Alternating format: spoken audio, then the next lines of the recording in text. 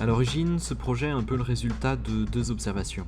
La première, c'est que je trouve que le temps gris c'est pas très motivant, mais en même temps je dois pas être le seul à pas trop aimer le temps gris. Le deuxième constat, c'est que si j'aime bien changer d'ambiance rapidement avec des lumières colorées, bah ça marche vachement moins bien le jour, quand même. Et justement, pour revenir au ciel gris, il y avait une expérience qui m'avait marqué, le jour où un nuage de sable venu du Sahara était venu donner au ciel gris nantais une légère teinte dorée.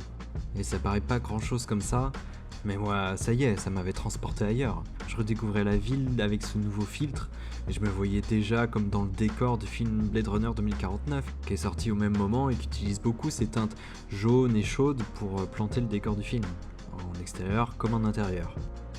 Et on retrouve cette même intention de créer une ambiance singulière par cette couleur dans le jeu Cyberpunk 2077 qui veut nous plonger sous les pluies acides et l'ambiance pesante de la ville. Par contre, il est vrai qu'en intérieur, l'utilisation d'un filtre jaune a un imaginaire qui est beaucoup plus lié au sacré et au mystique, comme les vitraux d'une église, ou sa réinterprétation moderne dans l'architecture de Balagan, pour créer un espace à part. Et ce qui m'intéressait dans toutes ces références, c'est qu'on se rend compte qu'on a besoin d'une seule couleur, d'un filtre, pour changer complètement un espace. Et ici, avec le jaune, c'est tout l'imaginaire que ça m'évoque, mais aussi l'aspect contemplatif de redécouvrir quelque chose de familier comme avec le nuage de sable. Ça m'a donc motivé à vouloir retrouver cette idée de filtre chez moi.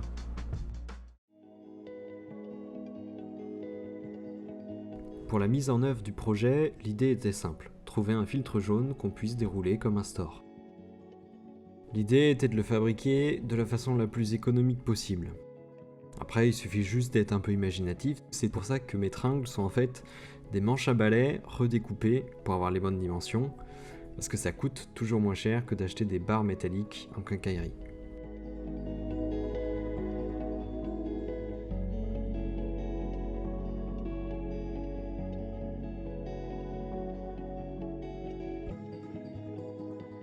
Un petit coup de ponçage sur les bords, et l'étape suivante c'est de trouver comment imbriquer la tringle sur le mécanisme de store. Pour ça, j'ai dû faire appel à de l'impression 3D en redessinant la petite pièce qui fera la jonction entre les deux éléments.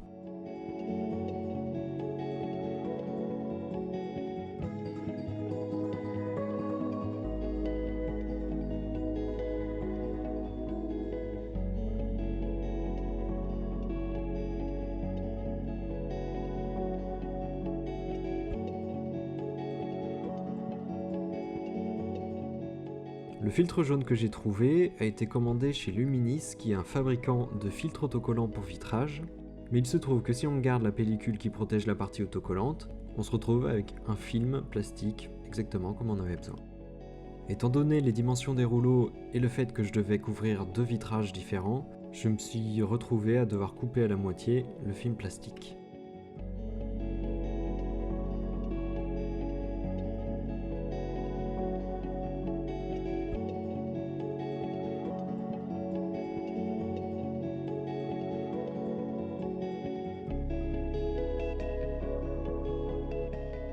Une des problématiques de la fabrication d'un store est la conception du contrepoids en bas du rideau.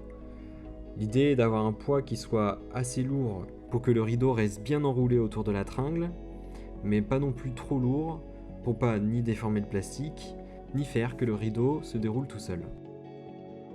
Alors la déformation du plastique c'était une de mes préoccupations, mais je peux dire qu'après quelques mois d'utilisation, j'ai vu aucun changement dans le film plastique, pas de torsion et j'ai pas non plus vu de bulles se former entre la pellicule de protection et le filtre jaune autocollant.